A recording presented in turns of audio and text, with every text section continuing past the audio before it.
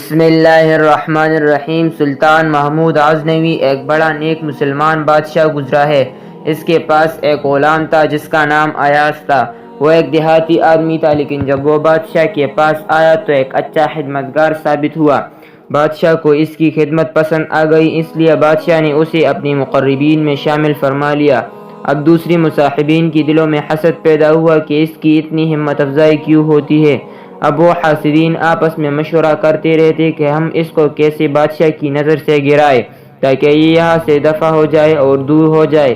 چنانچہ وہ موقع کی تلاش میں رہتے تھے۔ حسد کی آنکھیں نہیں ہوتی مگر اس کے کان بہت بڑے ہوتے ہیں، اس لیے حاسدین چھوٹی چھوٹی باتیں سن سنا کر ان کا بتنگڑ بنانے کی کوشش کرتے ہیں۔ ایک دن ان لوگوں نے مل کر بادشاہ سے کہا کہ بادشاہ سلامت، ہم آپ کے مقرب ہیں، پڑھے لکھے ہیں، خاندانی لوگ ہیں اور امرا بھی ہے، لیکن آپ کی محبت کی جو نظر ایاز پر ہے وہ اور کسی پر نہیں ہے۔ بادشاہ نے کہا کہ ٹھیک ہے، میں آپ کو کبھی اس کا جواب دوں گا۔ ایک دن بادشاہ نے ایک پھل منگوایا جو بہت ہی کڑوا تھا۔ اس نے اس کا کاشی بنوائی اور ایک ایک کاش اپنی مصاحبین میں تقسیم کروا دی۔ ایک کاش ایاز کو بھی دی۔ اب جس نے بھی وہ پھل کھایا اسے بہت ہی کڑوا لگا۔ ہر ایک نے کہا کہ بادشاہ سلامت، یہ پھل تو بہت ہی کڑوا ہے، لیکن جب بادشاہ نے ایاز کو دیکھا تو وہ مزے سے پھل کھا رہا تھا۔ بادشاہ نے پوچھا، ایاز، آپ کو پھل کڑوا نہیں لگ رہا ہے؟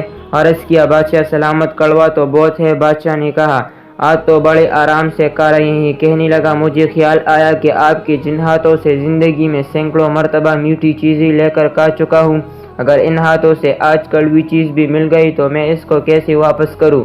لہذا مجھے واپس کرتے ہوئے شرم محسوس ہوئی اور میں نے کڑوی چیز بھی کھا لی۔ مولانا روم فرماتے ہیں کہ کاش ہمارے اندر بھی یہ خوبی پیدا ہو جائے کہ ہم ہر حال میں اللہ کی نعمتوں کا استعمال کرتے ہوئے اس کی شکر گزاری بجا لائیں جس پروردگار نے ہمیں ہزاروں خوشیاں عطا فرمائے۔ اگر کبھی کوئی غم اور تکلیف کی بات بھی پیش آئے تو ہمیں چاہیے کہ ہم نہ تو اللہ کا شکوہ کریں اور نہ ہی اس کا در چھوڑیں۔ آج تو اللہ کی نعمتوں کی انتہا نہیں، اس کے باوجود ہمیں شکر کرنے کا پتہ ہی نہیں۔ اگر آپ لوگوں کو یہ ویڈیو اچھی لگی ہو تو میرے چینل کو سبسکرائب کریں تاکہ اس طرح کی اسلامی ویڈیوز آپ لوگوں تک پہنچ سکے۔